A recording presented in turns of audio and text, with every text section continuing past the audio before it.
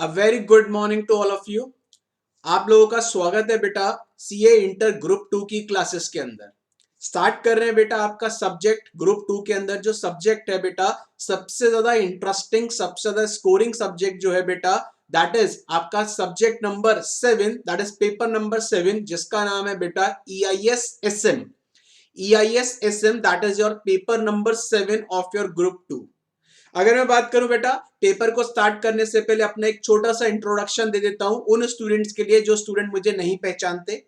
My name is Saurabh Vig. I have completed MCA masters of computer application और मुझे बेटा 10 साल से ज्यादा का टीचिंग एक्सपीरियंस है CA as well as CM में स्टूडेंट्स को पढ़ाते हुए।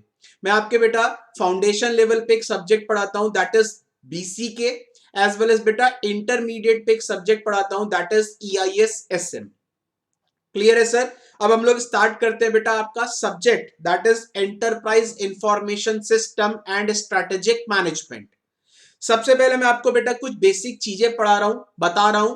क्लास को स्टार्ट करने से पहले आप लोग वो बेसिक चीजें समझिए, उसके बाद बेटा हम लोग स्टार्ट करेंगे आपके सब्जेक्ट से। मैं वो बेसिक चीजें आपको इसलिए डिस्कस कर रहा हूं बिकॉज कहीं ना कहीं बेटा आप लोगों को मेरा पैटर्न समझ आ जाएगा किस तरीके से हम लोगों को क्लास के अंदर पढ़ना है। तो अगर मैं बात करूं बेटा आपके ग्रुप 2 के अंदर जो आपका पेपर नंबर 7 है, पेपर नंबर 7 जो है बेटा that is EIS-SM। Sir EIS-SM जो ये सब्जेक्ट है, EIS stands for enterprise, EIS stands for enterprise information, enterprise information systems, and SM stands for strategic management. This is your paper number 7 of your group 2. That is EIS stands for enterprise information systems and strategic management. That is SM stands for strategic management. ये जो बेटा आपका subject है EIS-SM, this subject is of 100 marks.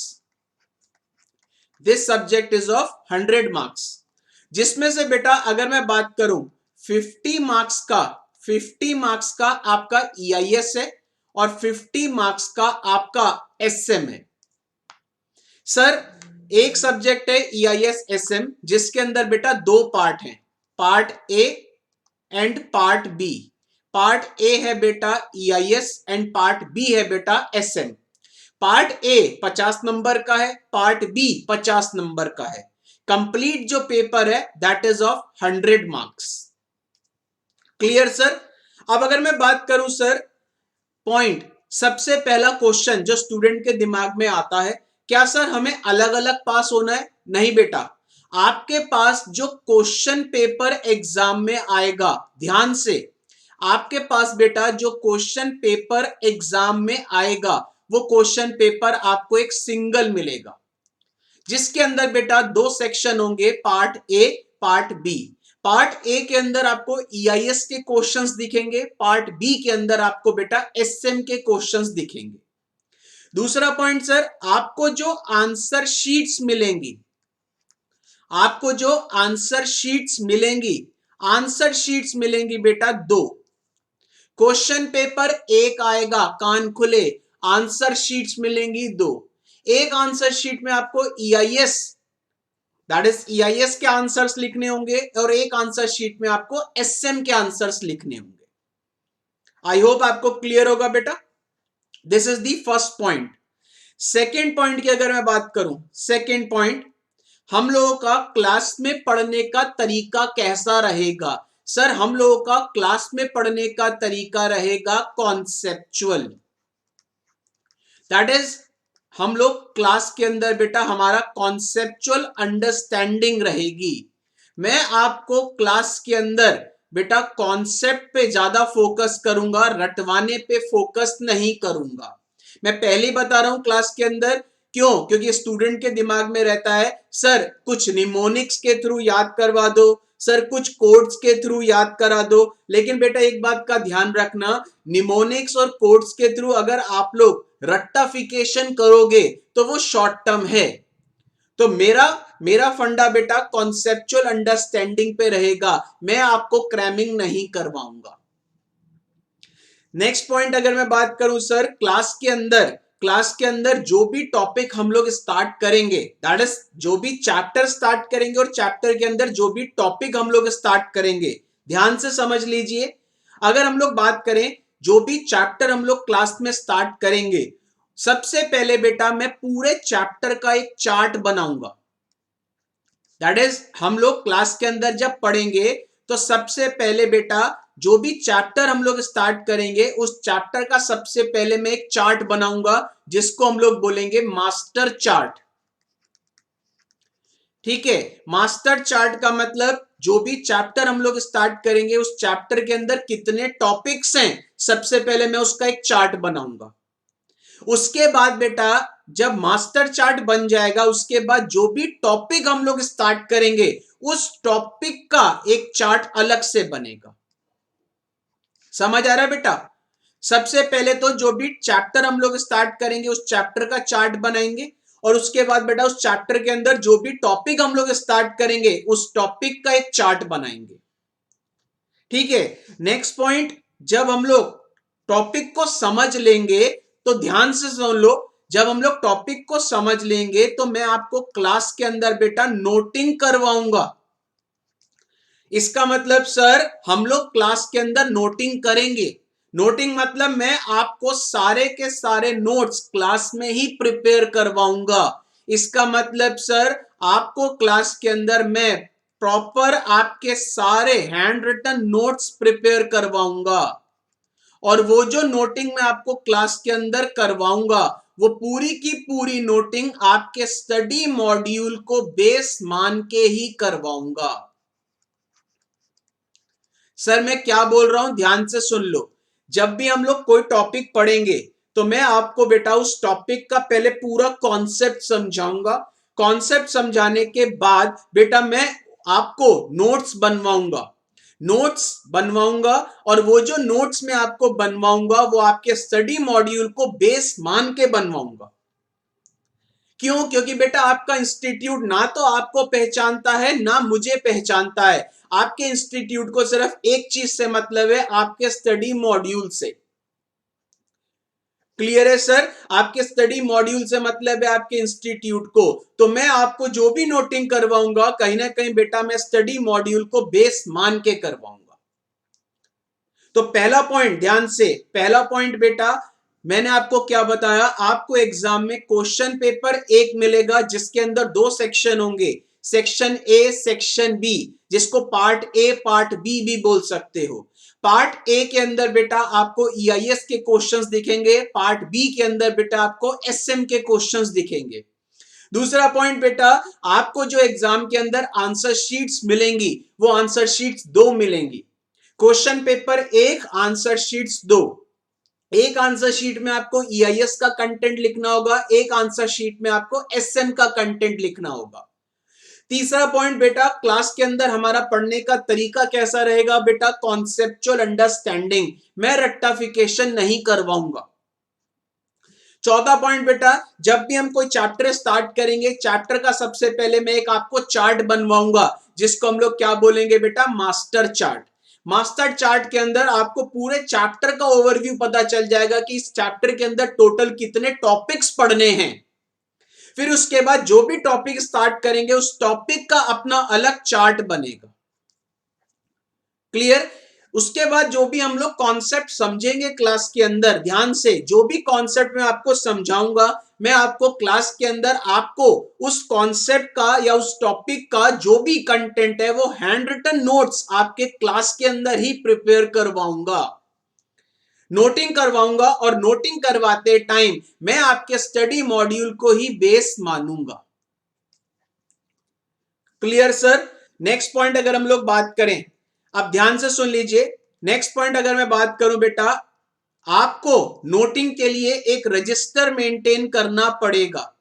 एक register EIS के लिए maintain करोगे, एक register strategic management that is SM के लिए मेंटेन करोगे। Because EIS as well as SM दोनों के अंदर ही मैं आपके हैंड रिटन नोट्स क्लास में ही बनवाऊंगा। ध्यान से सुन लीजिए एक और पॉइंट, जब मैं आपको नोटिंग करवाऊंगा तो बेटा कुछ कीवर्ड्स हैं, कुछ कीवर्ड्स होते हैं जिनको हम लोग बेटा इंपॉर्टेंट वर्ड्स बोलते हैं। उन कीवर्ड्स को मैं बेटा आपको अंडरलाइन करवाऊंगा या बेटा आपको बोलूंगा हाईलाइट कर लो। ठीक है, तो आपको क्लास के अंदर एक रजिस्टर मेंटेन करना पड़ेगा और एक हाइलाइटर रख लो क्लास में। हाइलाइटर से आप उन कीवर्ड्स को क्या कर लो बेटा, हाईलाइट कर लो। हाइलाइटर नहीं है तो बेटा आपको डिफरेंट कलर का पेन यूज कर लो। जैसे आप ब्लू कलर के पेन से नोटिंग कर रहे हो तो आप रेड कलर का पेन यूज कर लीजिए। उन रेड कलर के पेन से आप उन कीवर्ड्स को क्या कर लेना बेटा, अंडरलाइन कर लेना। मैं आपको ये कीवर्ड्स जो अंडरलाइन करवाऊंगा, ये अंडरलाइन या हाईलाइट इसलिए करवाऊंगा बिकॉज आपको इन कीवर्ड्स को अपने एग्जाम्स में लिखना पड़ेगा। ध्यान से सुन लीजिए मैं क्या बोल रहा हूं। ये जो कीवर्ड्स हैं जिनको मैं हाईलाइट करवाऊंगा या जिसको मैं अंडरलाइन करवाऊंगा, इन कीवर्ड्स को आपको अपने एग्जाम में लिखना पड़ेगा। क्लियर है सर आपको? अगर मैं बात करूं सर, ये कुछ बेसिक चीजें हैं जो सब्जेक्ट स्टार्ट करने से पहले मैं आपको समझा रहा हूं। Clear sir? आई होप आपको क्लियर होगा। जल्दी से अगर मैं बात करूं सर, आपको जो क्वेश्चन पेपर मिलेगा वो एक मिलेगा, आंसर शीट्स 2 मिलेंगी। दूसरा पॉइंट, हम लोग जो क्लास में पढ़ेंगे बेटा वो कॉन्सेप्चुअल तरीके से पढ़ेंगे, क्रैमिंग पे हमारा फोकस नहीं रहेगा। तीसरा पॉइंट, अगर मैं बात करूं चैप्टर स्टार्ट करने से पहले मैं उस चैप्टर का पूरा एक चार्ट बनवाऊंगा कि उस चैप्टर के अंदर कितने टॉपिक्स हैं जो हमें पढ़ने हैं, जिसको हम लोग क्या नाम देंगे बेटा, मास्टर चार्ट। मास्टर चार्ट मतलब पूरे चैप्टर का ओवरव्यू। दूसरी बात, उस चैप्टर के अंदर जो टॉपिक हम लोग स्टार्ट करेंगे उस टॉपिक का भी एक चार्ट बनाएंगे। ठीक है, नेक्स्ट पॉइंट अगर मैं बात करूं, जो भी मैं आपको कॉन्सेप्ट क्लास में समझाऊंगा, मैं हर कॉन्सेप्ट को समझाने के बाद बेटा नोटिंग करवाऊंगा, और नोटिंग जो भी मैं आपको करवाऊंगा वो नोटिंग आपके स्टडी मॉड्यूल को बेस मान के करवाऊंगा। नेक्स्ट पॉइंट, नोटिंग के लिए आपको एक रजिस्टर मेंटेन करना पड़ेगा। रजिस्टर इसलिए मेंटेन करना पड़ेगा बिकॉज आपके नोट्स जो हैं क्लास के अंदर ही प्रिपेयर हो जाएंगे। और दूसरी बात, रजिस्टर जब मेंटेन करोगे तो साथ में एक हाइलाइटर रखो, क्योंकि जब मैं नोटिंग करवाऊंगा तो मैं कुछ कीवर्ड्स हैं जिनको अंडरलाइन करवाऊंगा, उन कीवर्ड्स को आप हाइलाइटर से हाईलाइट कर लो या किसी डिफरेंट कलर के पेन से क्या कर लो बेटा, अंडरलाइन कर लो। क्यों? क्योंकि ये जो कीवर्ड्स हैं इन कीवर्ड्स को आपको एग्जाम में क्या करना पड़ेगा बेटा, लिखना पड़ेगा। यहां तक क्लियर है बेटा? किसी को कोई डाउट है? नहीं।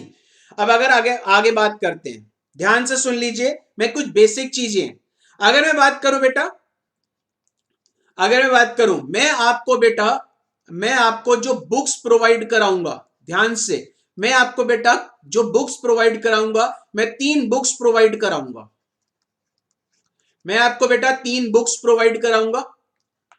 एक बुक जो होगी वो ईआईएस की बुक होगी, एक बुक आपको एसएम की मिलेगी, और एक बुक मिलेगी आपको बेटा एमसीक्यू।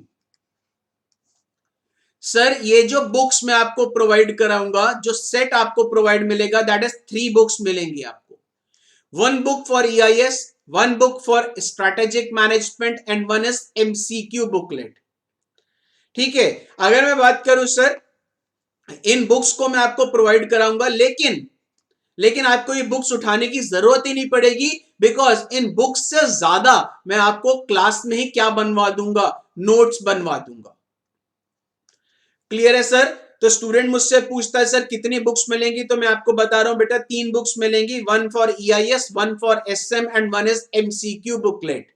सर एक चीज का ध्यान रखना, इन बुक्स से ज्यादा मैं आपको क्लास में नोट्स प्रिपेयर करवाऊंगा, तो ये जो नोट्स मैं आपको क्लास में प्रिपेयर करवाऊंगा, that notes are much more important compare to these books. Clear है सर? अब आते हैं हम लोग आपके सब्जेक्ट पे, दैट इज ईआईएस एसएम।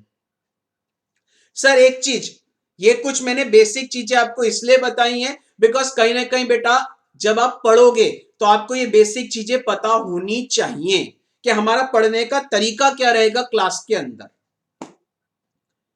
ठीक सर? मैं आपको गारंटी दे रहा हूं श्योर शॉट सक्सेस मिलेगी आपको। दैट इज आप इजिली इस सब्जेक्ट के अंदर इजिली मार्क्स को ग्रैब कर सकते हो अगर आप थोड़ी सी मेहनत करो, थोड़ी सी जो चीजें मैं आपको समझा रहा हूं उस चीज को आप थोड़ा ध्यान रखो। ठीक है, पढ़ते टाइम पढ़ाई कीजिए, ठीक है, मस्ती भी करेंगे क्लास के अंदर, पढ़ाई भी करेंगे, लेकिन बेटा जब मैं आपको कोई चीज समझा रहा हूं उस टाइम पे आपका फोकस रहना चाहिए कॉन्सेप्ट पे। दूसरी बात, कभी भी कोई भी डाउट हो आप इमीडिएटली मुझे व्हाट्सएप कर सकते हैं मेरे नंबर पे। मैं आपको अपना नंबर अभी प्रोवाइड करा दूंगा क्लास के बाद। ठीक है, अब अगर हम लोग बात करें, सबसे पहले मैं आपको एक सब्जेक्ट की बात करते हैं। अब अगर मैं बात करूं सर, आपका जो सब्जेक्ट है EIS-SM, मैंने अभी आपको बताया ये जो पूरा का पूरा सब्जेक्ट है, this subject is of 100 marks, जिसमें बेटा EIS का कंटेंट है 50 मार्क्स का, SM का कंटेंट है 50 मार्क्स का। ठीक है, अब सर ये जो 100 मार्क्स का पूरा पेपर है, इस 100 मार्क्स में से बेटा आपके 30 मार्क्स के आएंगे MCQ। ठीक है, और आपके 70 मार्क्स के आएंगे डिस्क्रिप्टिव टाइप क्वेश्चंस। सर अगर मैं बात करूं, क्या बोल रहा हूं ध्यान से सुन लो, पता भी होगा कुछ स्टूडेंट्स को, means 30% of the questions are MCQ based. 100 number के पेपर में से बेटा 30 नंबर के MCQ आएंगे, 70 नंबर के आपके डिस्क्रिप्टिव टाइप क्वेश्चंस आएंगे। अब सर ये 30 नंबर के जो MCQ आएंगे, ये 30 नंबर के MCQ कैसे आएंगे? 50 नंबर का जो EIS है इसमें बेटा 15 नंबर के MCQ आएंगे और रेस्ट 35 मार्क्स के क्वेश्चन आएंगे बेटा descriptive type. Same is the case for SM। SM का जो कंटेंट 50 नंबर का है बेटा, इस 50 में से 15 नंबर के MCQ आएंगे, रेस्ट 35 नंबर के आएंगे बेटा आपके डिस्क्रिप्टिव टाइप। सर वापस बोल रहा हूं, जो 30 नंबर के MCQ आपसे एग्जाम में पूछे जाएंगे, इस 30 नंबर के MCQ में से 15 नंबर के MCQ आएंगे EIS से और 15 नंबर के MCQ आएंगे बेटा SM से। तो इक्वली डिवाइडेड है बेटा, EIS से 15 के MCQ, SM से 15 के MCQ। अगर आपने कॉन्सेप्चुअली चीजों को समझा हुआ है तो इस 30 नंबर के MCQ में से बिल्कुल वर्स्ट केस सिनेरियो में बोल रहा हूं बेटा, आप 25 से 27 नंबर इजिली ग्रैब कर सकते हो, बिल्कुल वर्स्ट केस सिनेरियो में बोल रहा हूं। आप मुझे बताओ बेटा, अगर 25 नंबर MCQ में आ गए, क्या मुझे बताओ 70 में से 35 नंबर नहीं ला सकते? 70 में से 35 आते ही आपकी एग्जामिशन पक्की है। ठीक है, तो मेरा टारगेट, वापस बोल रहा हूं बेटा, conceptual understanding is much more important compare to cramming, क्योंकि आपके इंस्टीट्यूट का क्वेश्चन पूछने का तरीका बिल्कुल चेंज हो चुका है। अब वो डायरेक्ट क्वेश्चंस भी पूछता है, लेकिन बेटा 50% क्वेश्चंस बेटा कॉन्सेप्चुअल पूछता है। कॉन्सेप्चुअल मतलब एक सिचुएशन बना दी जाती है, उस सिचुएशन के अकॉर्डिंग आपसे बेटा वो क्वेश्चंस पूछेगा, और उस सिचुएशंस के अकॉर्डिंग जब क्वेश्चंस पूछेगा तो बेटा आपका एनालिसिस लगेगा, आपके कॉन्सेप्ट्स काम आएंगे। क्लियर है सर? आज मैं सिर्फ EIS की बात करूंगा आपसे, SM की बात नहीं करूंगा। तो आज हम लोग सिर्फ किसकी बात करते हैं बेटा? EIS की। ये कुछ बेसिक चीजें थी, ये जस्ट मैंने आपको ये बेसिक चीजें समझाई हैं, इसमें नोट करने वाली कोई चीज नहीं है। जब नोटिंग की बात आएगी तो मैं आपको नोटिंग करवाऊंगा। ठीक है, अब अगर मैं बात करूं बेटा, आज किसी के पास रजिस्टर नहीं है तो कोई भी आप पेपर ले लीजिए जिसपे आप नोट्स बनाओगे। ठीक है, उसके बाद बेटा नेक्स्ट क्लास में आप लोग रजिस्टर को मेंटेन कीजिए। क्लियर है सर? स्टार्ट करते हैं बेटा आपके EIS से। स्टार्ट करते हैं बेटा आपके part A, that is EIS। Sir EIS की फुल फॉर्म होती है एंटरप्राइज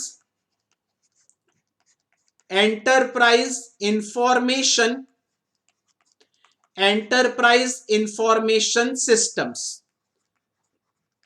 एंटरप्राइज इंफॉर्मेशन सिस्टम्स। सबसे पहली चीज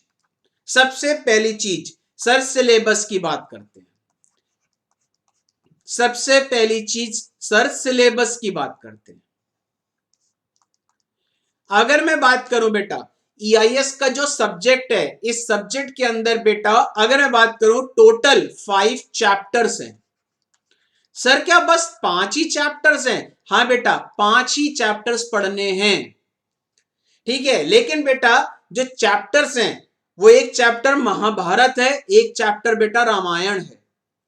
इसका मतलब सर 2 चैप्टर, 5 में से 2 जो चैप्टर हैं वो बहुत वाइड चैप्टर है, ठीक है। सर 5 चैप्टर्स में कौन कौन से चैप्टर्स हैं? देखिए पहला जो चैप्टर आपके मॉड्यूल के सीक्वेंस के अकॉर्डिंग है, दैट इज फर्स्ट चैप्टर का नाम है बेटा ऑटोमेटेड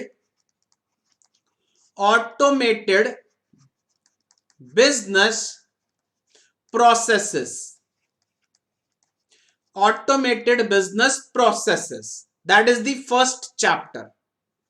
सेकेंड चैप्टर जो आपके मॉड्यूल में गिवन है, दैट इज फाइनेंशियल एंड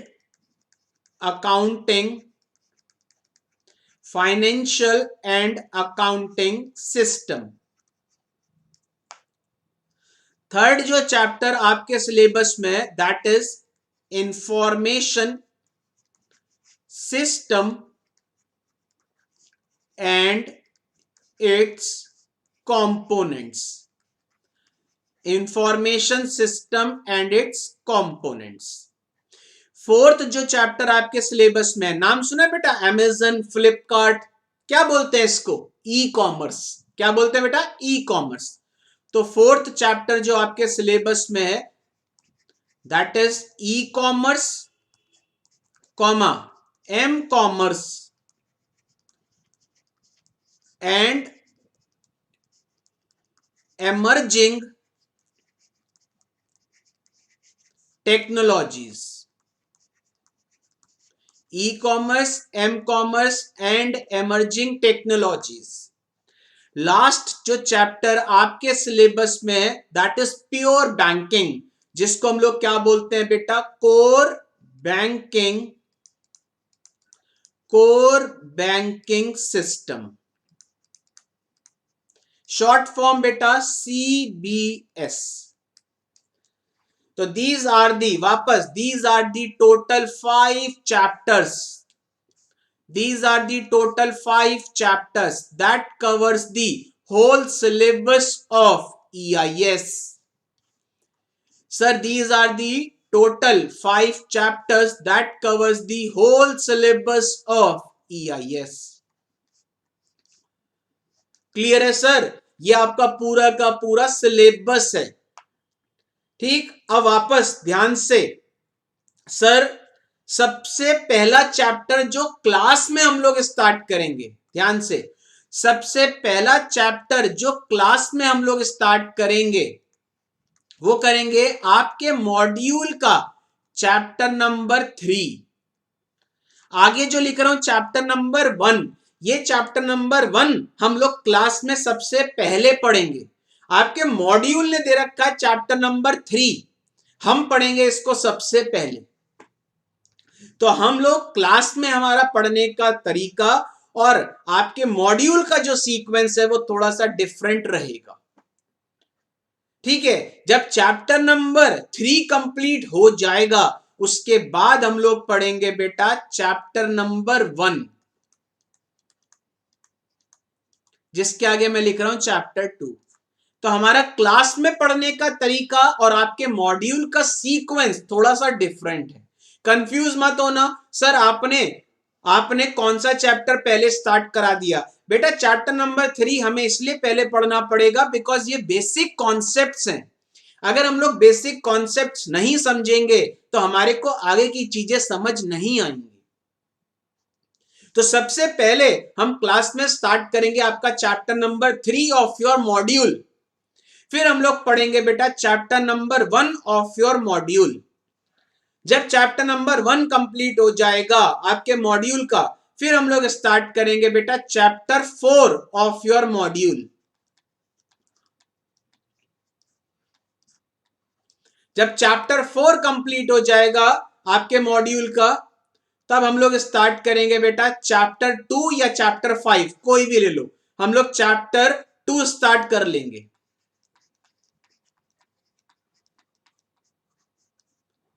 जब चैप्टर 2 कंप्लीट हो जाएगा तो फिर हम लोग लास्ट में पढ़ेंगे बेटा कोर बैंकिंग सिस्टम। तो एक चीज वापस बोल रहा हूं बेटा, हमारा क्लास में पढ़ने का सीक्वेंस और आपके मॉड्यूल का सीक्वेंस थोड़ा सा डिफरेंट है। आपके मॉड्यूल ने जो चैप्टर नंबर 3 है वो हम लोग सबसे पहले आज स्टार्ट करेंगे। चैप्टर नंबर 3 कंप्लीट होने के बाद आपका चैप्टर नंबर 1 जो है मॉड्यूल में वो स्टार्ट करेंगे। मींस हमारे क्लास में पढ़ने का तरीका और आपके मॉड्यूल के सीक्वेंस में थोड़ा सा डिफरेंस होगा। तो ये आपके सामने मैंने जो सीक्वेंस लिखा है, ये सीक्वेंस आपके मॉड्यूल के हिसाब से लिखा है, लेकिन आगे हम लोग किस सीक्वेंस में क्लास में पढ़ेंगे वो मैंने लिखा है। This is what your syllabus of EIS. ये आपका सिलेबस है बेटा 50 मार्क्स का, 50 मार्क्स का सिलेबस है। सर अब कौन सा चैप्टर सबसे ज्यादा इंपॉर्टेंट है? बेटा सारे ही चैप्टर इंपॉर्टेंट है, लेकिन एक बात मैं आपको बता रहा हूं, सबसे ज्यादा वाइड जो चैप्टर है दैट इज चैप्टर नंबर 3, जो हम लोग सबसे पहले स्टार्ट करेंगे। ये सबसे ज्यादा वाइड चैप्टर है, बहुत बड़ा चैप्टर है। चैप्टर नंबर 3 सबसे ज्यादा वाइड चैप्टर है। और चैप्टर नंबर 4, चैप्टर नंबर 3 और chapter number 4 is much more wider.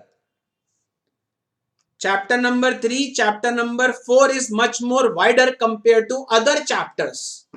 तो ये जो दो चैप्टर हैं, ये दो चैप्टर जैसे मैंने बताया था, एक महाभारत है एक रामायण है, लेकिन बेटा चैप्टर नंबर 3 सबसे ज्यादा वाइड चैप्टर है। ठीक है, अब ये आपका कुछ सिलेबस है, सबसे पहले आप इस सिलेबस को नोट करो।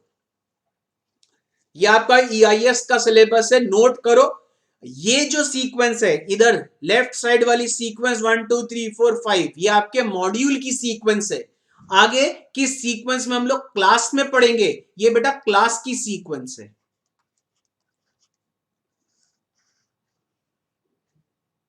ये आपके मॉड्यूल की सीक्वेंस है और ये आपके क्लास की सीक्वेंस है। ठीक है, जल्दी से बेटा सिलेबस को कॉपी कीजिए, फिर स्टार्ट करते हैं सबसे पहली चीज से कि ये सब्जेक्ट हम लोग क्यों पढ़ रहे हैं। फिर स्टार्ट करेंगे चैप्टर नंबर 3 से। तो सबसे पहले एक काम कीजिए बेटा, सबसे पहले आप इस सिलेबस को कॉपी कीजिए और इस सीक्वेंस को कॉपी जरूर करना, बिकॉज स्टूडेंट कंफ्यूज हो जाता है कि सर क्लास के अंदर तो चैप्टर नंबर 1 कुछ और, सॉरी मॉड्यूल में तो चैप्टर नंबर कुछ और था 1 और क्लास में तो आपने कुछ और कराया। तो मैं आपको स्टार्ट करने से पहले ही बता दिया कि हम लोग क्लास में कौन सा चैप्टर स्टार्ट करेंगे, chapter number 3 of your module, जो बहुत वाइड चैप्टर है। ठीक है, जल्दी से कॉपी कीजिए सिलेबस को।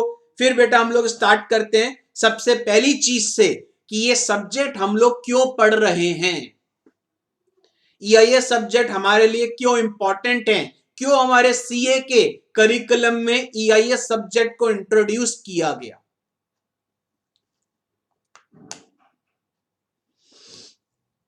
जल्दी से कॉपी कीजिए बेटा, फटाफट सिलेबस।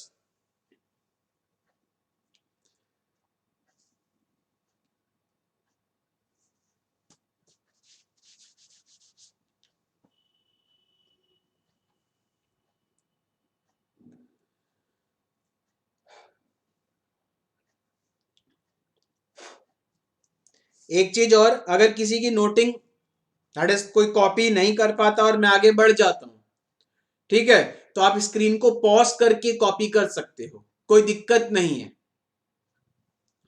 बट मैं आपको इनफ टाइम दूंगा कि आप नोट्स दैट इज जो भी आप नोटिंग कर रहे हो वो कर पाओ।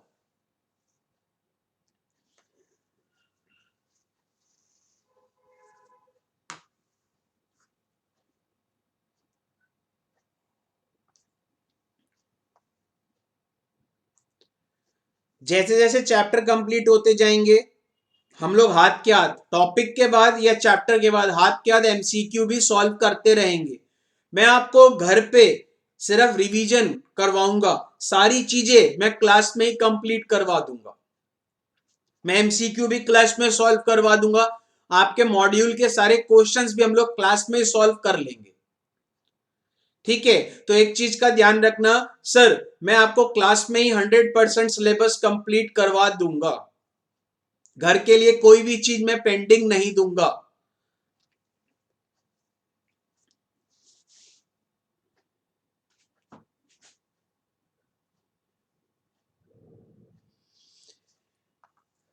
हो गया बेटा? तो टोटल बेटा कितने चैप्टर्स पढ़ने हैं? टोटल बेटा 5 चैप्टर्स पढ़ने हैं। कौन सा चैप्टर सबसे पहले स्टार्ट करेंगे? Chapter 3 of your module. Clear है सर? अब आते हैं हम लोग, यहां तक हो गया। अब आते हैं हम लोग सबसे पहली चीज पे। मैं कोई चैप्टर स्टार्ट नहीं कर रहा, सबसे पहले सर ये जो सब्जेक्ट है ईआईएस, ये जो सब्जेक्ट है सर ईआईएस, क्या फुल फॉर्म है ईआईएस की? जल्दी से रिकॉल करो, एंटरप्राइज इंफॉर्मेशन सिस्टम। ये सब्जेक्ट हम लोग क्यों पढ़ रहे हैं? बीइंग अ चार्टर्ड अकाउंटेंट हम इस सब्जेक्ट को क्यों पढ़ रहे हैं? सबसे पहली चीज, ये सब्जेक्ट, इस सब्जेक्ट में हमें क्या पढ़ना है और हम लोग इस सब्जेक्ट को क्यों पढ़ रहे हैं? बेटा इस सब्जेक्ट में आपको पढ़ना है कंप्यूटराइज सिस्टम्स के बारे में। ध्यान से सुन लीजिए, इस सब्जेक्ट में आपको क्या पढ़ना है बेटा? कंप्यूटराइज्ड सिस्टम्स के बारे में। मींस आपको कुछ टेक्नोलॉजीज के बारे में पढ़ना है, कुछ कंप्यूटराइज सिस्टम्स के बारे में पढ़ना है। सर क्यों पढ़ना है? क्यों ये सब्जेक्ट हमारे सिलेबस में क्यों आया गया, क्यों इंट्रोड्यूस किया गया? बेटा एक चीज सोचो, आप सीए बनने के बाद, आप सीए बनने के बाद बेटा आइदर जॉब करो या बेटा आप प्रैक्टिस करो। खुद सोचना, खुद थोड़ा सा दिमाग लगाना। आप सीए बनने के बाद या तो बेटा जॉब करो या बेटा अपनी प्रैक्टिस करो। मुझे बताओ, जॉब करोगे तो क्या जहां भी जिस भी कंपनी में आप जाके जॉब करोगे, क्या वहां सारा काम मैनुअल हो रहा होगा? नहीं बेटा, जब आप जॉब करोगे तो जॉब करोगे तो सारा का सारा काम, जिस भी कंपनी में आप जॉब करोगे, सारा काम हो रहा होगा बेटा computers as well as softwares के थ्रू। ठीक है, अगर मैं बात करूं सर अगर आप प्रैक्टिस करते हो तो प्रैक्टिस करोगे तो मुझे प्रैक्टिकली बताओ, अगर अपनी प्रैक्टिस करोगे तो आप मुझे बताओ सारा का सारा काम क्या मैन्युअली करोगे? नहीं भाई, आप जो भी प्रैक्टिस करोगे सारा का सारा काम computers as well as softwares के थ्रू ही तो करोगे। तो मुझे एक बात प्रैक्टिकली बताओ, सीए बनने के बाद आपको सारा का सारा काम करना पड़ेगा बेटा computers as well as softwares के through. Computers as well as softwares के थ्रू काम करना पड़ेगा, जिसको हम लोग क्या बोलते हैं बेटा? Computerise systems. मींस सीए बनने के बाद आपको सारा का सारा काम करना पड़ेगा कंप्यूटराइज सिस्टम्स के थ्रू। तो आप मुझे बताओ, जब आपको कंप्यूटराइज सिस्टम्स की नॉलेज नहीं होगी तो आप काम नहीं कर पाओगे। तो इसी चीज को दिमाग में रख के कि आपको कंप्यूटराइज सिस्टम्स की नॉलेज हो, इसी चीज को दिमाग में रख के ईआईएस सब्जेक्ट आपके सीए के करिकुलम में इंट्रोड्यूस किया गया। ये सब्जेक्ट आपको किस चीज की नॉलेज देगा बेटा? कंप्यूटराइज सिस्टम्स की नॉलेज देगा। ठीक है, क्यों बेटा? प्रैक्टिकली सोचो, मुझे बताओ बेटा, ग्रुप 1 में आपने अकाउंट्स पढ़ा, अब मैं आपके ग्रुप से लिंक करता हूं। ग्रुप 1 में आपने एक सब्जेक्ट पढ़ा अकाउंटिंग, दूसरा सब्जेक्ट आपने ग्रुप 1 में पढ़ा बेटा टैक्सेशन। आप मुझे बताओ, सीए बनने के बाद अकाउंटिंग, टैक्सेशन जो भी चीज आप करोगे, मुझे बताओ बेटा क्या ये सब कुछ मैन्युअली करोगे? मैन्युअली करोगे? नहीं भाई, आप अकाउंटिंग से रिलेटेड जो भी काम करोगे, आप टैक्सेशन से रिलेटेड जो भी काम करोगे, वो सारा का सारा काम किसके थ्रू करोगे बेटा? Computers as well as softwares के थ्रू। तो मुझे बताओ बेटा, जब तक आपको कंप्यूटराइज सिस्टम्स, कंप्यूटर्स और सॉफ्टवेयर्स की नॉलेज ही नहीं होगी तो आप बेटा कोई भी टास्क, कोई भी काम को परफॉर्म नहीं कर पाओगे। अगर आपने नाम सुना हो बेटा आप अकाउंटिंग से रिलेटेड जो भी काम करोगे आफ्टर कंप्लीटिंग सीए, तो मुझे बताओ अकाउंटिंग से रिलेटेड सारा काम करोगे ना बेटा आप टैली के थ्रू। टैली नाम सुना होगा। अब मुझे बताओ बेटा tally is what? A computerised system. Tally is what? A software. Taxation, आप जो भी टैक्सेशन से रिलेटेड काम करोगे, जैसे आप मुझे बताओ सीए बनने के बाद आप किसी क्लाइंट की आईटीआर रिटर्न फाइल कर रहे हो, इनकम टैक्स रिटर्न फाइल करोगे, तो मुझे बताओ बेटा उसकी इनकम टैक्स रिटर्न को फाइल क्या मैनुअली करोगे? नहीं भाई, आप टैक्सेशन का सारा काम करोगे सॉफ्टवेयर कंप्यूटर्स के थ्रू। अगर मैं बात करूं फ्यूचर में आप सॉफ्टवेयर यूज करोगे, टैक्सेशन से रिलेटेड बहुत अच्छा सॉफ्टवेयर है कंप्यूटेक्स। और इवन आप आर्टिकलशिप जब करोगे, आर्टिकलशिप करोगे तो आप बेटा सारा का सारा जो भी काम करोगे टैक्सेशन से रिलेटेड वो कंप्यूटेक्स पे करोगे। अकाउंटिंग से रिलेटेड सारा काम करोगे बेटा टैली के थ्रू। और भी बहुत सारे सॉफ्टवेयर्स आप लोग यूज करोगे। तो इन सब चीजों की नॉलेज आपको ये सब्जेक्ट प्रोवाइड कराएगा। तो बेटा अगर आपसे कोई पूछता है ईआईएस सब्जेक्ट आप क्यों पढ़ रहे हो, बिकॉज ईआईएस सब्जेक्ट आपको किस चीज की नॉलेज प्रोवाइड करा रहा है? कंप्यूटराइज सिस्टम्स की नॉलेज। जब तक आपको कंप्यूटराइज सिस्टम्स की नॉलेज नहीं होगी तो आप इन फ्यूचर कोई भी टास्क को, कोई भी काम को परफॉर्म नहीं कर पाओगे। तो इस चीज को दिमाग में रख के आपके सीए के करिकुलम में ईआईएस को क्या किया गया? इंट्रोड्यूस किया गया। तो EIS subject is all about computerise systems. आपको इस सब्जेक्ट के अंदर डिफरेंट टाइप्स के सॉफ्टवेयर, डिफरेंट टाइप्स की टेक्नोलॉजीज के बारे में समझाया जाएगा, जो आप फ्यूचर में जाके क्या करोगे बेटा? यूज करोगे। आप मुझे प्रैक्टिकली बताओ ना, आज की डेट में कौन सा ऐसा इंडस्ट्री है, कौन सा ऐसा सेक्टर है जहां पे कंप्यूटर नहीं लगा हुआ? आप मुझे बताओ, हर इंडस्ट्री, हर सेक्टर में सारा काम हो रहा है कंप्यूटराइज सिस्टम्स के थ्रू। तो आपको कंप्यूटराइज सिस्टम्स की नॉलेज होनी चाहिए।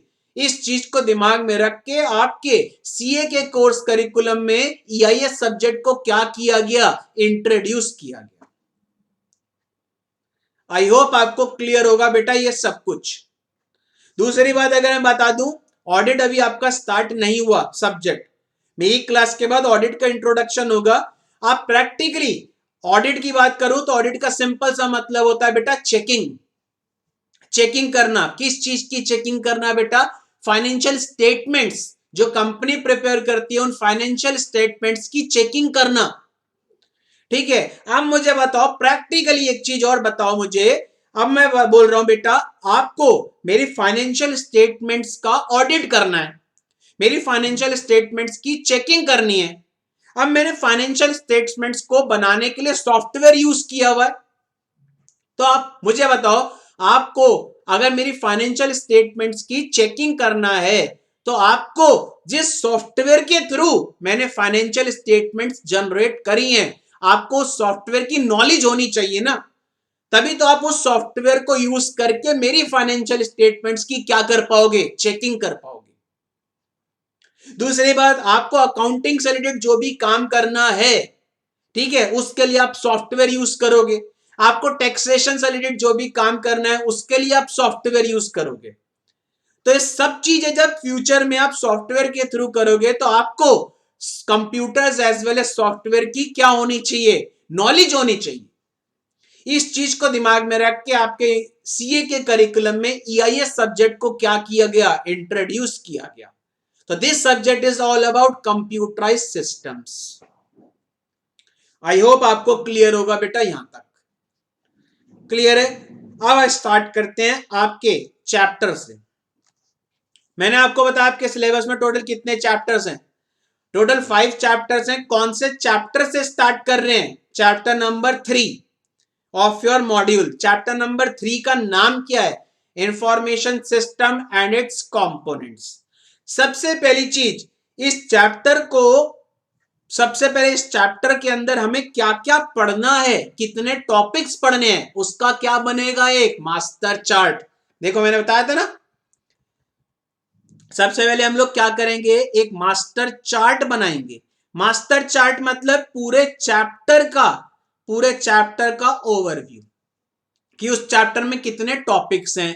फिर जो भी टॉपिक स्टार्ट करेंगे उस टॉपिक का एक चार्ट बनेगा। समझ आया? अब स्टार्ट करते हैं बेटा आपके chapter number 3 of your module. देखिए आपके chapter number 3 of your module, जो क्लास में हम लोग चैप्टर नंबर 1 पढ़ रहे हैं, लेकिन आपके मॉड्यूल के अकॉर्डिंग चैप्टर 3 है। चैप्टर 3 जो आज स्टार्ट कर रहे हैं, that chapter is information systems and it's components. This is your chapter number 3 of your module. सबसे पहली चीज सर, इस चैप्टर के अंदर हमें क्या क्या पढ़ना है? ध्यान से, इस चैप्टर के अंदर बेटा हमें पढ़ने टोटल 6 टॉपिक। तो सबसे पहला टॉपिक जो इस चैप्टर के अंदर हमें पढ़ना है, दैट टॉपिक इज हार्डवेयर। पहले आप सामने देखिए, फिर नोटिंग करेंगे। सेकेंड टॉपिक इस चैप्टर के अंदर जो हमें पढ़ना है, that topic is software. Third topic इस चैप्टर के अंदर जो हमें पढ़ना है, that topic is networks. Fourth topic इस चैप्टर के अंदर जो हमें पढ़ना है, that topic is DBMS. Full form DBMS की होती है बेटा डेटाबेस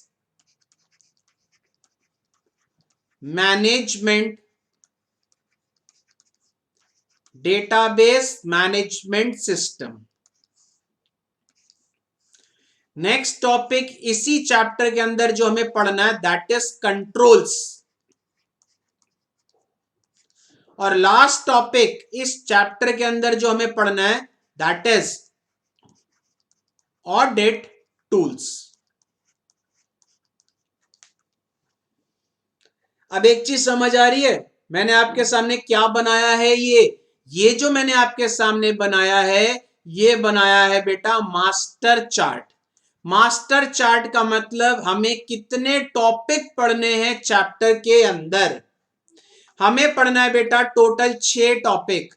पहला टॉपिक हार्डवेयर, दूसरा टॉपिक सॉफ्टवेयर, तीसरा topic network, fourth topic is DBMS. DBMS की full form database management system. Fifth topic is controls and sixth topic is audit tools. ये क्या है बेटा? ये टोटल 6 टॉपिक्स हैं जो हमारे को इस चैप्टर के अंदर पढ़ने हैं। क्लियर है sir? This is what your master chart of the chapter. इससे आपको ये चीज पता रहेगी कि चैप्टर नंबर 3 के अंदर टोटल कितने टॉपिक्स पढ़ने हैं। फिर सबसे पहला टॉपिक स्टार्ट करेंगे हार्डवेयर। हार्डवेयर टॉपिक का अपना अलग चार्ट बनेगा, सॉफ्टवेयर टॉपिक का अपना अलग चार्ट बनेगा, नेटवर्क टॉपिक का अपना अलग चार्ट बनेगा, डीबीएमएस का अपना अलग चार्ट बनेगा, कंट्रोल्स का अपना अलग चार्ट बनेगा, ऑडिट टूल्स का अपना अलग चार्ट बनेगा। समझ आ रहा है कुछ पढ़ने का तरीका? ठीक है, जल्दी से इस मास्टर चार्ट को कॉपी कीजिए। फिर स्टार्ट कर रहे हैं आपके topic number 1 of chapter 3, that is hardware. ठीक है, जल्दी से कॉपी कीजिए बेटा। अब आपको थोड़ा सा समझ आ रहा होगा हमारा क्लास में पढ़ने का तरीका। ठीक है, हम लोग सबसे पहले मास्टर चार्ट पर बनाएंगे। मास्टर चार्ट के बाद टॉपिक्स जो हमें पढ़ने हैं, उन टॉपिक्स का अलग चार्ट बनेगा। टॉपिक्स का चार्ट बनने के बाद हम लोग उन टॉपिक को समझेंगे और नोटिंग करेंगे। जल्दी से बेटा इस मास्टर चार्ट को ड्रॉ कीजिए।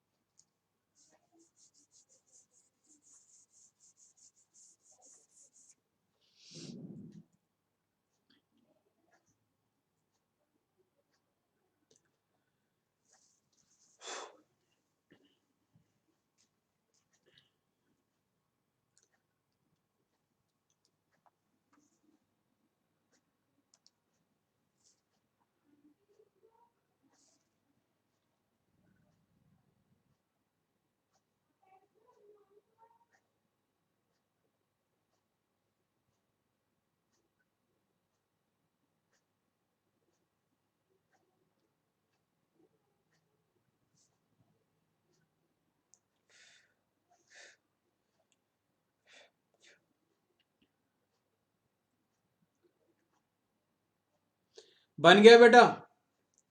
This is what your master chart. अब हम लोग मास्टर चार्ट बनने के बाद सबसे पहला टॉपिक स्टार्ट कर रहे हैं बेटा, हार्डवेयर। बहुत सारे स्टूडेंट ऐसे हैं सर जिनको पता है हार्डवेयर के बारे में, लेकिन बेटा मैं ये एज्यूम कर रहा हूं कि आप लोगों को किसी को बिल्कुल नहीं पता। दैट इज बिल्कुल बेसिक से लेके चल रहा हूं, क्योंकि बहुत सारे स्टूडेंट बेटा, बहुत सारे स्टूडेंट के पास 11th-12th में कंप्यूटर्स होता है, लेकिन बेटा बहुत सारे स्टूडेंट को नहीं पता होता कुछ चीजें। तो बेटा मैं ये एज्यूम कर रहा हूं कि आप बिल्कुल बेसिक से पढ़ा रहा हूं, ठीक है। अब हम लोग बेटा सबसे पहला टॉपिक जो स्टार्ट कर रहे हैं, that topic is hardware. Sir hardware जो टॉपिक हमें पढ़ना है, इस हार्डवेयर टॉपिक के अंदर हमें टोटल 4 तरीके के हार्डवेयर पढ़ने हैं। आप सामने देखते जाओ। सबसे पहला हमें पढ़ना है बेटा हार्डवेयर, जिसको बोलते हैं इनपुट डिवाइसेस। सेकेंड टाइप का हार्डवेयर हमें जो पढ़ना है, that is output devices. Third type का हार्डवेयर जो हमें पढ़ना है, that is processing device. And last type का हार्डवेयर हमारे को जो पढ़ना है, दैट इज स्टोरेज डिवाइसेस। ठीक। अगर मैं बात करूं सर इनपुट डिवाइसेस के अंदर हमें पढ़ना है बेटा कीबोर्ड। सर क्या बच्चों वाली चीजें पढ़ा रहे हो? बेटा बच्चों वाली चीजें नहीं, आपके सिलेबस का पार्ट है, इसलिए मैं भी पढ़ा रहा हूं। माउस, माइक, जिसको बेटा माइक्रोफोन भी बोलते हैं,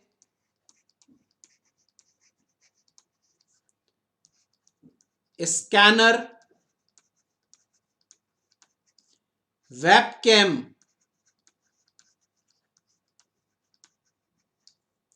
आउटपुट डिवाइसेस की बात करूं तो आउटपुट डिवाइसेस में आपको पढ़ना है प्रिंटर, वीडियो, वीडियो की फुल फॉर्म होती है बेटा visual display unit. Printer, video and last one is बेटा आपको जो पढ़ना है, दैट इज स्पीकर।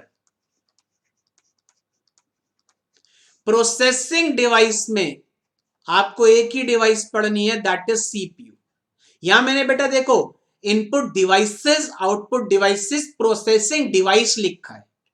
एक ही डिवाइस पढ़नी है, दैट इज सीपीयू। सीपीयू की फुल फॉर्म होती है बेटा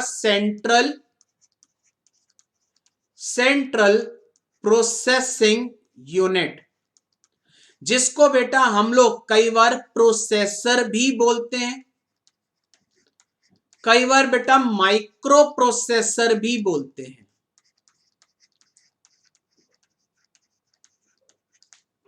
स्टोरेज डिवाइसेस के अंदर बेटा हमें पढ़नी है primary storage device, secondary storage device, और एक हमें पढ़नी है बेटा इंटरनल स्टोरेज डिवाइस। तो this is what your topic number 1। अब आपको एक चीज समझ आई, पहला चार्ट जो हमने बनाया था वो था बेटा मास्टर चार्ट। मास्टर चार्ट मतलब हमारे को टोटल चैप्टर में कितने टॉपिक्स पढ़ने हैं।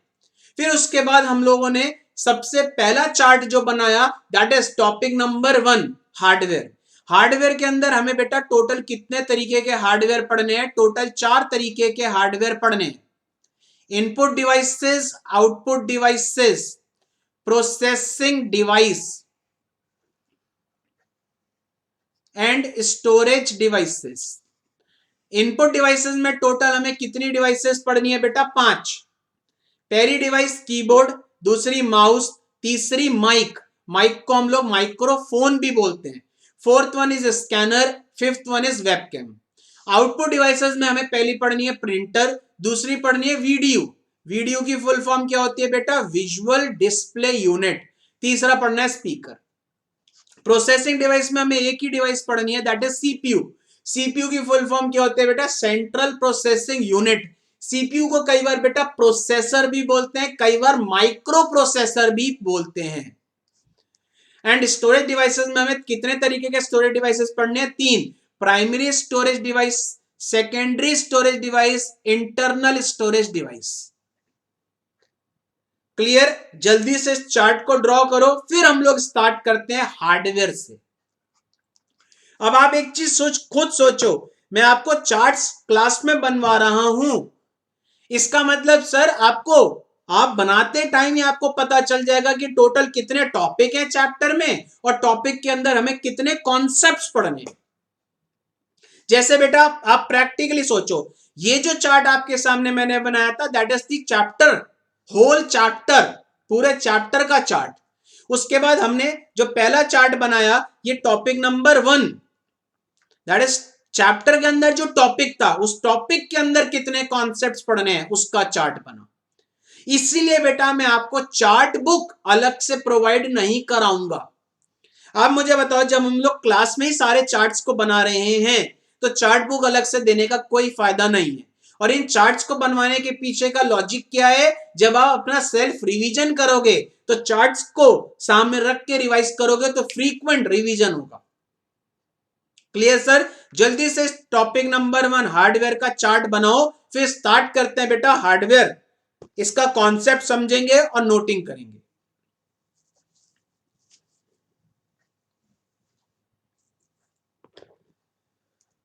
ध्यान से, input devices, output devices, processing device लिखा है, एक ही डिवाइस है। ठीक है? स्टोरेज डिवाइसेस 3 है, primary, secondary, internal.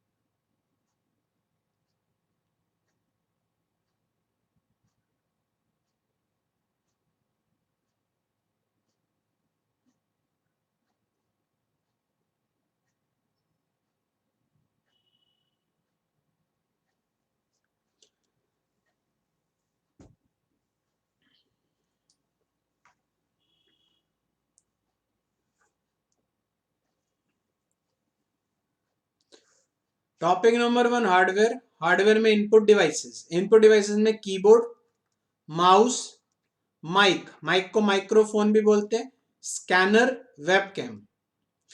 Output devices में प्रिंटर, वीडियो, वीडियो की full form visual display unit, speaker. Processing device में एक ही डिवाइस है दैट इज सीपीयू, सीपीयू की full form central processing unit, जिसको बेटा प्रोसेसर भी बोलते हैं, माइक्रो प्रोसेसर भी बोलते हैं। स्टोरेज डिवाइसेस में 3, प्राइमरी, सेकेंडरी, इंटरनल। बन गया? अरे मालिक बन गया chart?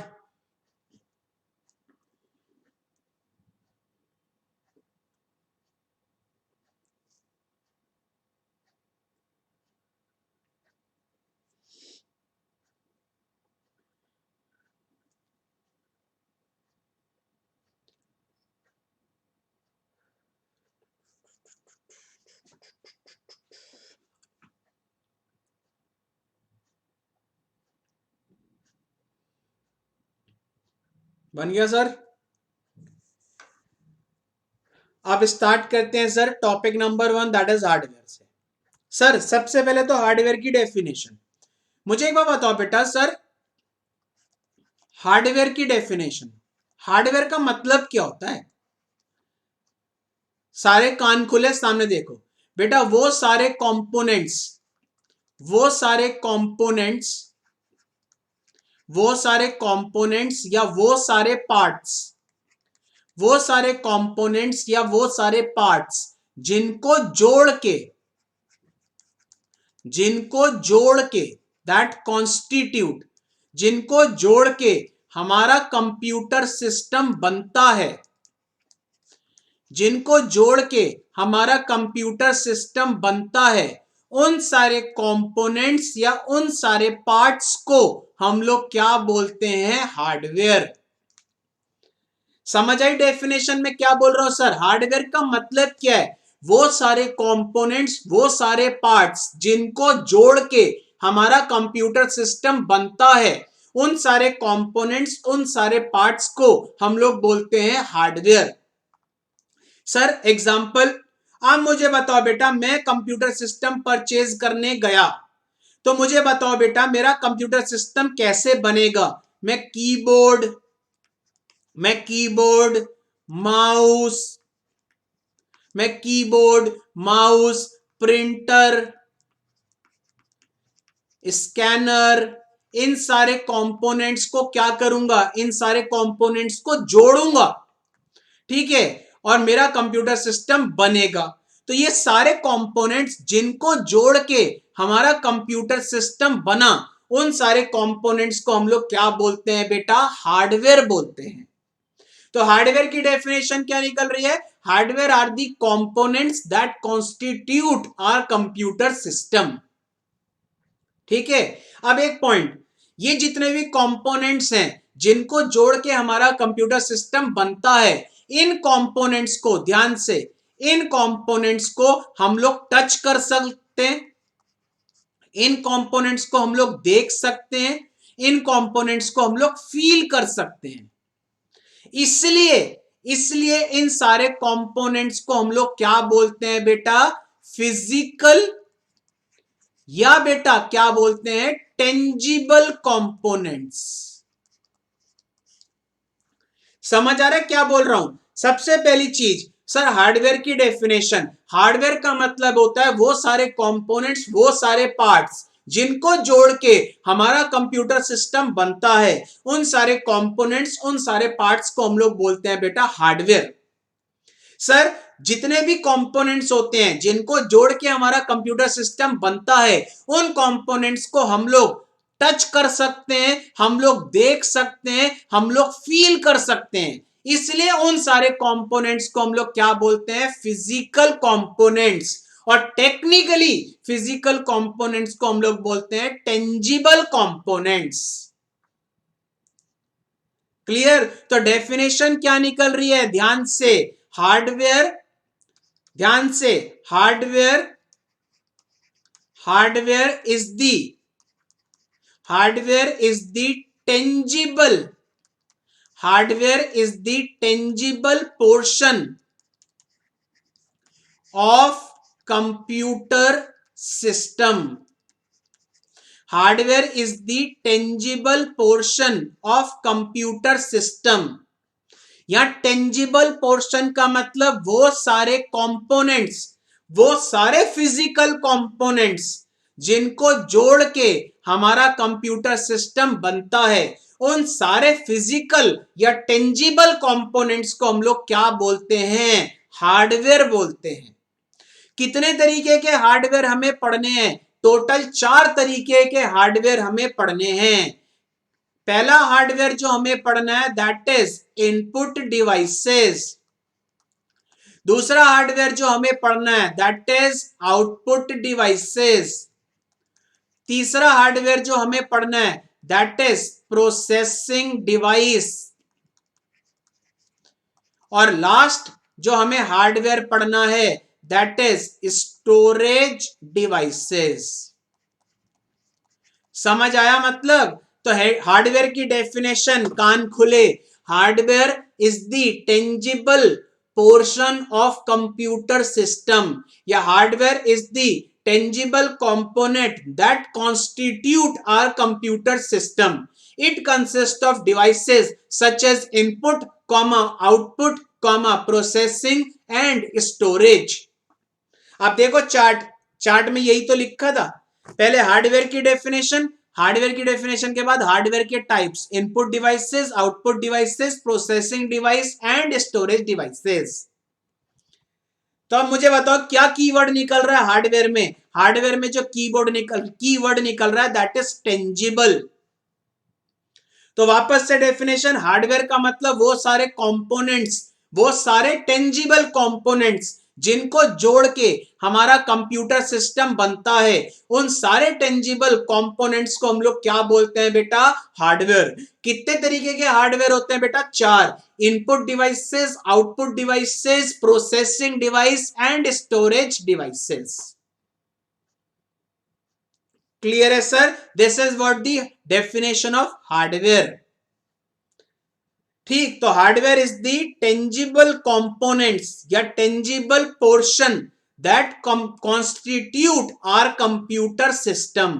It consist of devices such as input, output, processing and storage. Clear definition? पहले हार्डवेयर की डेफिनेशन अपडेट कीजिए। अपडेट करने का मतलब नोट करो, जो मैं अब नोट करवा रहा हूं। फिर आते हैं टाइप्स ऑफ हार्डवेयर पे। हेडिंग डाल लो बेटा hardware,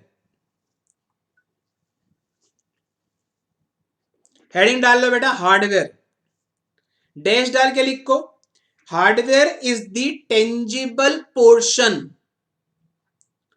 hardware is the tangible portion of our computer system.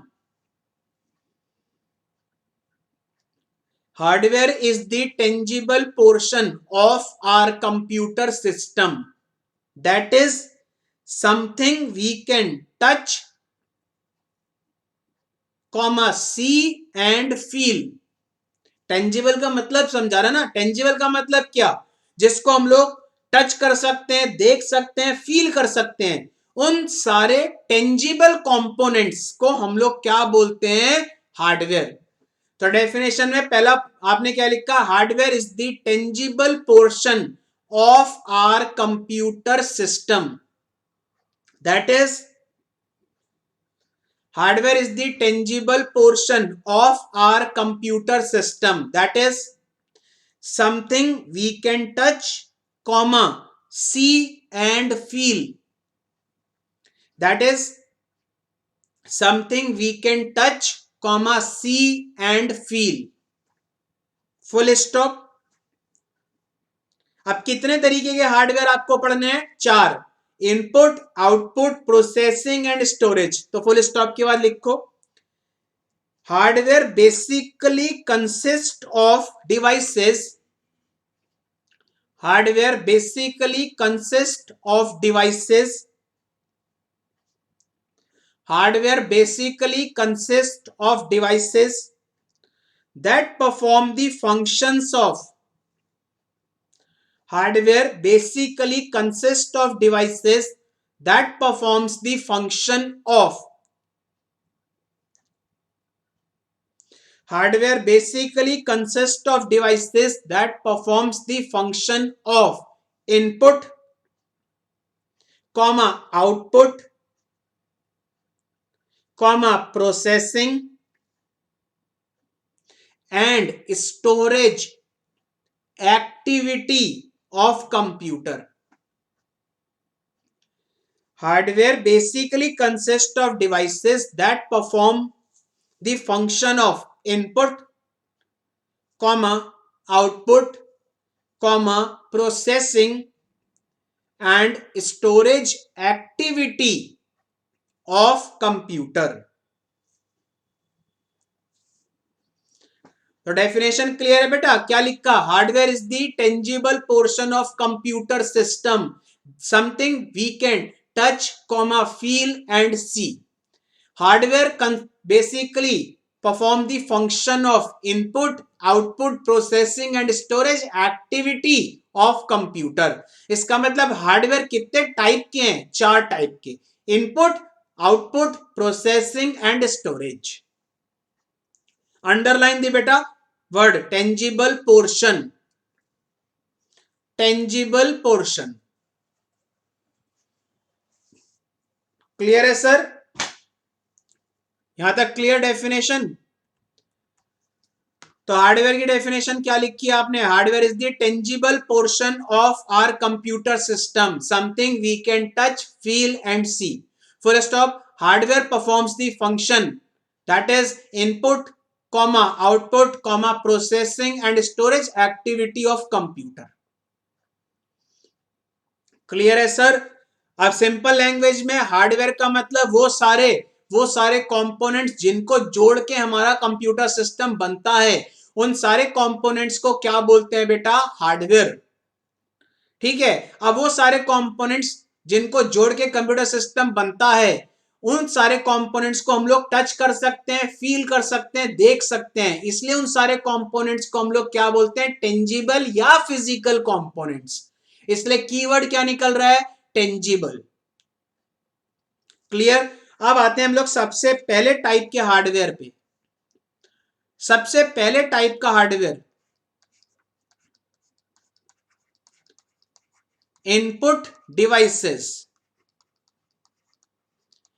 Input devices. Sir input devices क्या होती है? ध्यान से सुनिए। वो डिवाइसेस, वो हार्डवेयर, वो डिवाइसेस या वो हार्डवेयर जिन डिवाइसेस के थ्रू यूजर, वो डिवाइसेस या वो हार्डवेयर जिन डिवाइसेस के थ्रू यूजर, वो डिवाइसेस या वो हार्डवेयर जिन डिवाइसेस के थ्रू यूजर कंप्यूटर को इंस्ट्रक्शन प्रोवाइड कराता है। वो डिवाइसेस या वो हार्डवेयर जिन डिवाइसेस के थ्रू यूजर कंप्यूटर को इंस्ट्रक्शन प्रोवाइड कराता है, उन सारी डिवाइसेस को हम लोग बोलते हैं इनपुट डिवाइसेस। आप मुझे बताओ बेटा इनपुट का मतलब क्या होता है? इनपुट का मतलब जिन डिवाइसेस के थ्रू मैं कंप्यूटर को इंस्ट्रक्शन देता हूं, उन सारी डिवाइसेस को बोलते हैं इनपुट डिवाइसेस। अब आपके मॉड्यूल के अकॉर्डिंग अगर मैं बात करूं, आपके मॉड्यूल ने क्या लिखा? कान खोले। Input devices are those devices, input devices are those devices through which user interact with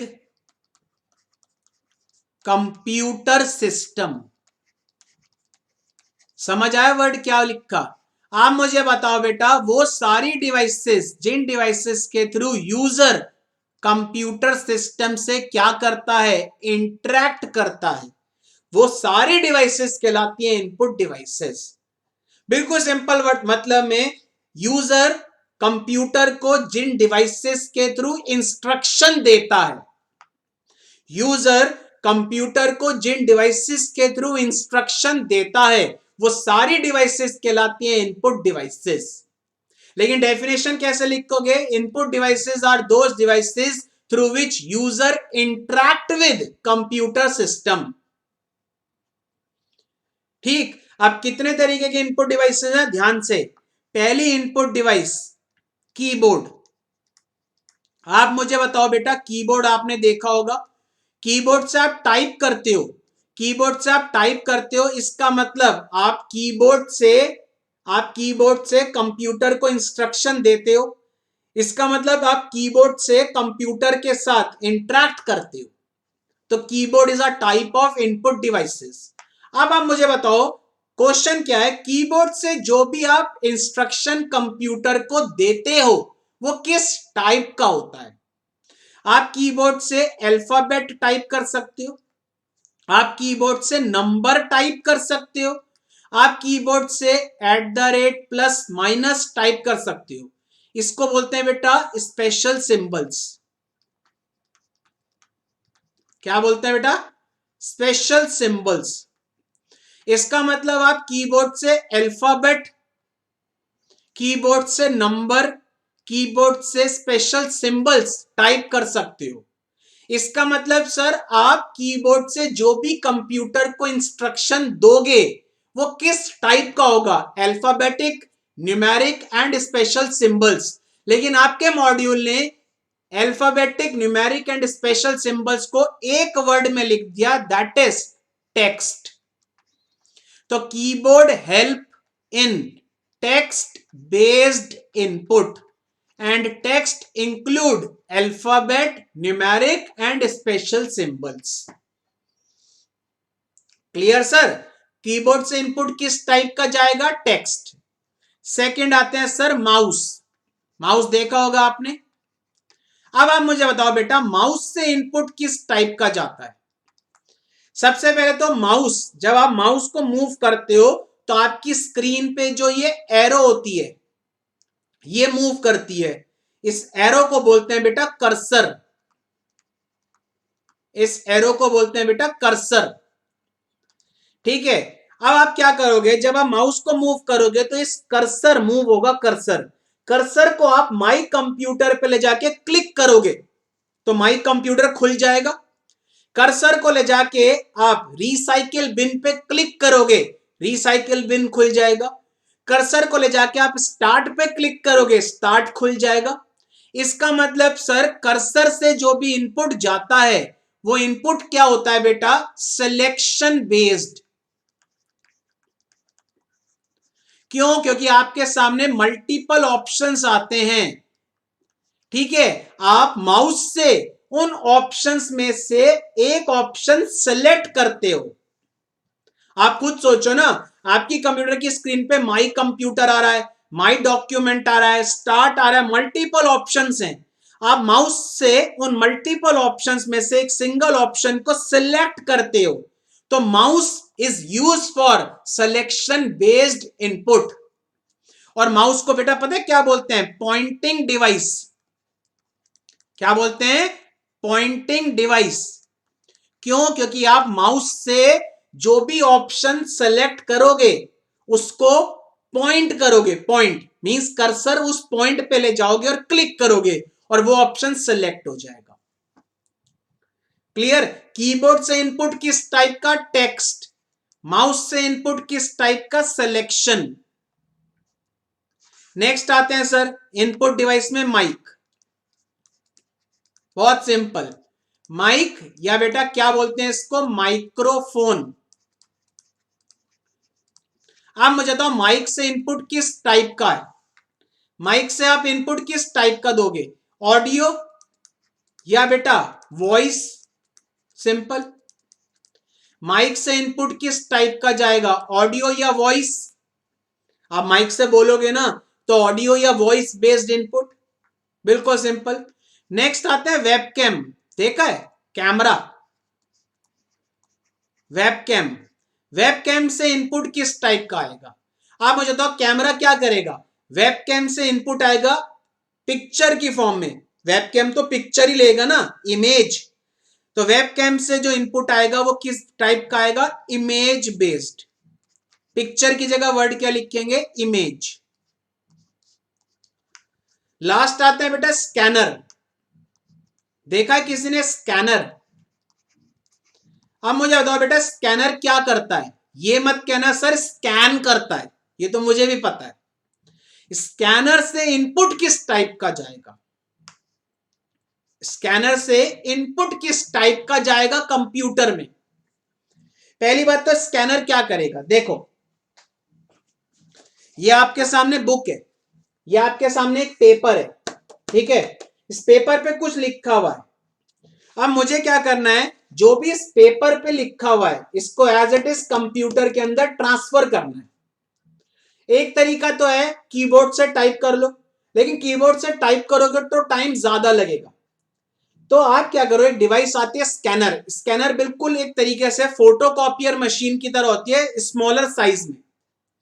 आप स्कैनर पे इस पेपर को ऐसे रखो, एक लेजर लाइट आएगी। लेजर लाइट क्या करेगी, जो भी इस पेपर पे लिखा हुआ है उसकी फोटो क्लिक करेगी और उस फोटो को कंप्यूटर में इनपुट कर देगी। समझ आ रहा है? स्कैनर ने क्या क्लिक करी, फोटो, और उस फोटो को कंप्यूटर में इनपुट कर दिया। फोटो को हम लोग टेक्निकली क्या बोलते हैं, इमेज। तो स्कैनर भी इनपुट किस टाइप का, कंप्यूटर को देगा, इमेज बेस्ड। स्कैनर क्या करेगा, जो भी आपके सामने है उसकी क्या क्लिक करेगा, फोटो, फोटो को कंप्यूटर में इनपुट कर देगा और फोटो को टेक्निकली क्या बोलते हैं बेटा, इमेज। तो this is your first type of hardware, that is input devices. बिल्कुल सिंपल। सबसे पहले तो इनपुट डिवाइस का मतलब क्या होता है, वो सारी डिवाइसेस जिनके थ्रू यूजर कंप्यूटर को क्या देता है, इंस्ट्रक्शंस, उन डिवाइसेस को बोलते हैं इनपुट डिवाइसेस। लेकिन डेफिनेशन क्या लिखोगे, input devices are those devices through which user interact with computer system. पहली इनपुट डिवाइस कीबोर्ड। कीबोर्ड से इनपुट किस टाइप का जाएगा, text. Text include alphabet, numeric, special symbol. दूसरा माउस। माउस से आप क्या करोगे, सेलेक्ट करोगे, तो mouse is used for selection based input. Mic, mic को माइक्रोफोन भी बोलते हैं। माइक से इनपुट किस टाइप का, ऑडियो या वॉइस की form, that is mic help in audio या वॉइस बेस्ड इनपुट। नेक्स्ट आते हैं वेबकैम। वेबकैम से क्या होगी, इमेज, फोटो क्लिक होगी, तो webcam helps in image based input. And last क्या आएगा, स्कैनर। स्कैनर क्या करेगा, स्कैनर जो भी आपके सामने पेपर पे लिखा है उसकी क्या क्लिक करेगा, फोटो, और उस फोटो को कंप्यूटर में इनपुट करेगा। फोटो की जगह वर्ड क्या लिखोगे, इमेज। तो scanner also helps in image based input. तो आपने सबसे पहले क्या स्टार्ट किया, टॉपिक हार्डवेयर। आपने देखा sir hardware is the tangible portion of our computer system, that is something we can touch, feel and see. चार तरीके के हार्डवेयर में, पहला है input devices. Input devices are those devices through which user interact with computer system. Input devices में पहली keyboard. Keyboard helps in text based input. Mouse is a pointing device that helps in selection based input. Mic helps in mic helps in audio या voice based input. Webcam and scanner helps in image based input. I hope आपको clear होगा। पहले type का hardware that is input devices. Clear है sir? Update करो। Hardware की definition के बाद चार तरीके के जो हार्डवेयर हमें पढ़ने हैं। अब ए, पहला हार्डवेयर लिखो, ए, इनपुट डिवाइसेस। लिखो इनपुट डिवाइसेस।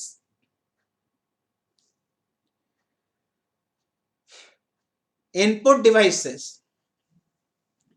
पहले टाइप का hardware that is input devices. Dash डाल के लिखो, input devices are those devices through which, input devices are those devices through which user interact with computer system.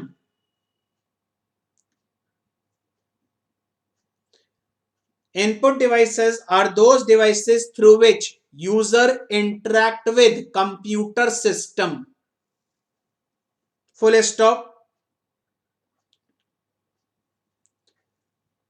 Input devices are those devices through which user interact with computer system. Underline the word beta, user interact with computer system. Input devices are those devices through which user interact with computer system. Underline the word beta, user interact with computer system. Full stop.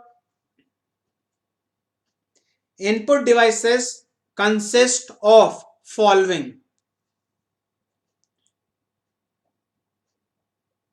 Input devices consist of following. अब ये arrow लगा के जैसे मैंने लिखा है ऐसे लिख लो। फर्स्ट एरो पे लिखो कीबोर्ड, कीबोर्ड डैश डाल के लिखो, keyboard helps in text based input. Keyboard helps in text based input. Input devices में ही फर्दर है keyboard helps in text based input. What is the meaning of text? Text include alphabet, numeric and special symbol. लिखना नहीं है, बता रहा हूं।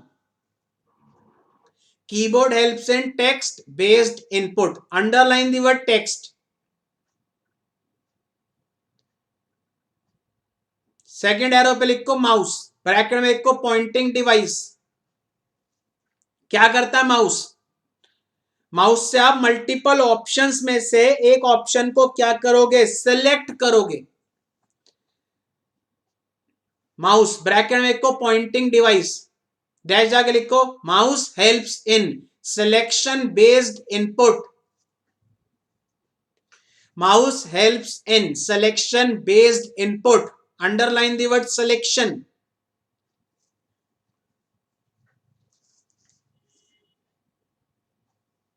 Underline the word selection.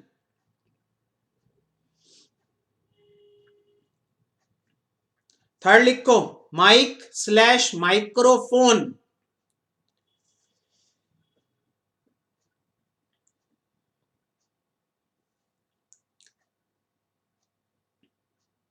Mic slash microphone, dash डाल के लिखो mic helps in voice based input. Mic से आप किस टाइप का इनपुट दोगे, ऑडियो या वॉइस? तो लिख लो mic helps in voice based input. Underline the word voice.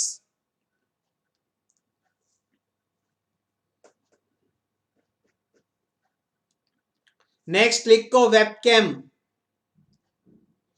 Webcam helps in image based input. Underline the word image.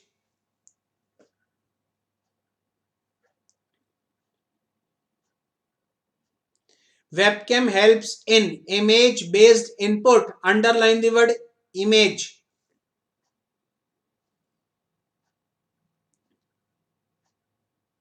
Webcam helps in image based input. Underline the word image.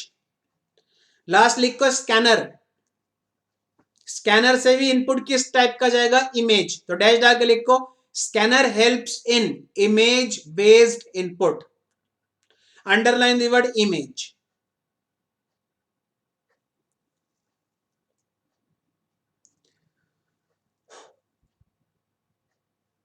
यहां complete होता है आपका पहले type का hardware, that is input devices. कितने तरीके के hardware पढ़ने हैं बेटा? 4। Input devices, output devices, processing device and storage devices. तो हमने कितने तरीके का हार्डवेयर कंप्लीट किया? पहला इनपुट डिवाइसेस। अभी स्कैनर पे आते हैं। देखो बेटा, स्कैनर से मैंने आपको बताया, आपके सामने ये कुछ पेपर पे लिखा हुआ है, ठीक है? आपको इस पेपर पे जो भी चीज लिखी है इसको कंप्यूटर में एज इट इज इनपुट करना है, एंटर करना है। तो आपने इस पेपर को स्कैनर पे रखा, स्कैनर ने क्या करा? इस पेपर की फोटो क्लिक करी, फोटो मतलब इमेज, और कंप्यूटर में इनपुट कर दिया। अब एक चीज ध्यान रखना, कान खुले, जो भी आपके सामने पेपर पे लिखा हुआ होता है, मींस जो भी आपके सामने प्रिंटेड फॉर्म में होता है, उसको बोलते हैं हार्ड कॉपी। क्या बोलते हैं?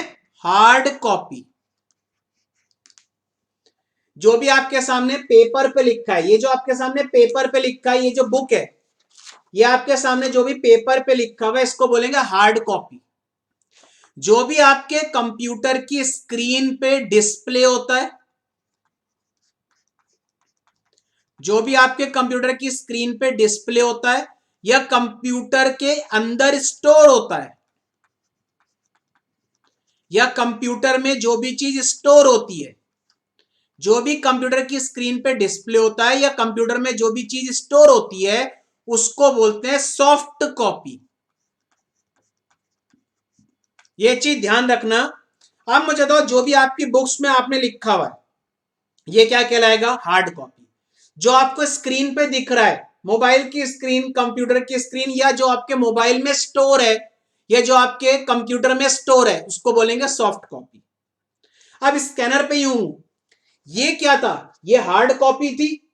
इसको मैंने स्कैनर पे रखा, स्कैनर ने इस हार्ड कॉपी की क्या क्लिक करी, इमेज, और कंप्यूटर में स्टोर कर दी।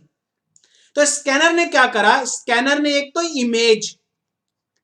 तो इमेज की फॉर्म में इनपुट दिया, और स्कैनर ने एक काम और नहीं करा, मैंने स्कैनर पे क्या रखा था, हार्ड कॉपी रखी थी, स्कैनर ने इस हार्ड कॉपी को कन्वर्ट करा किस में बेटा, सॉफ्ट कॉपी में।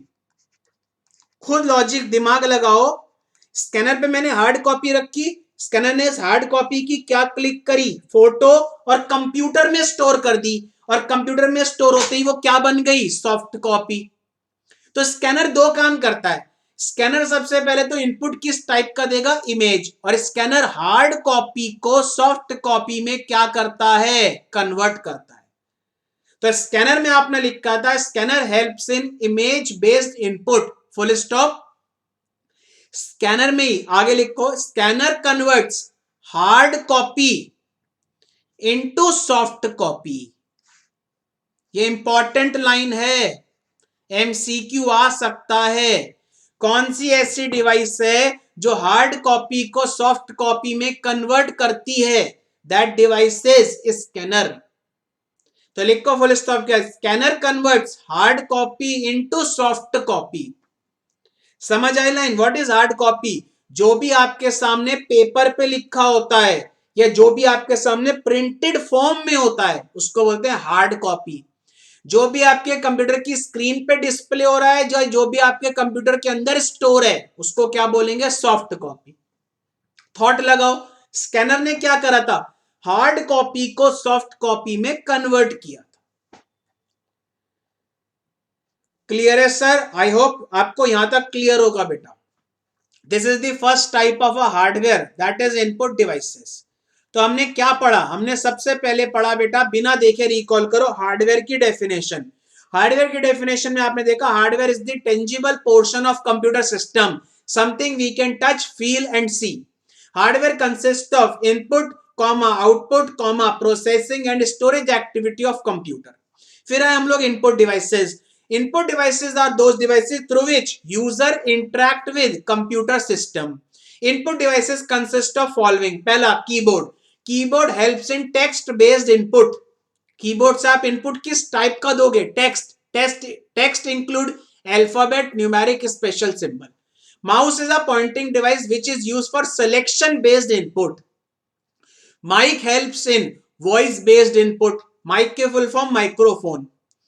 Webcam helps in image based input. Scanner helps in image based input and scanner converts hard copy into soft copy. अब एक चीज नोटिस करिए आपने जो भी चीज बेटा नोट करी है, नोटिंग करते टाइम आपको बहुत सारी चीजें क्या हो जाती हैं, रिटेन हो जाती हैं। तो हमारा तरीका रहेगा बेटा, जिस तरीके से हमने ये क्लास करी है इसी तरीके से आगे की क्लासेस भी हम लोग कंटिन्यू करेंगे। अभी हमारा टॉपिक हार्डवेयर ही चल रहा है, जिसमें हार्डवेयर में हम लोगों ने पहले टाइप का हार्डवेयर कंप्लीट किया, इनपुट डिवाइसेस। इससे आगे का पढ़ेंगे बेटा नेक्स्ट क्लास में, ठीक है। अब आपका नेक्स्ट क्लास जो होगी वो कल होगी बेटा। नेक्स्ट क्लास में हम इससे आगे का पढ़ेंगे, हार्डवेयर ही कंटिन्यू रहेगा। नेक्स्ट क्लास में इससे आगे का पढ़ेंगे, तो मिलते हैं बेटा नेक्स्ट क्लास में। Till then good bye.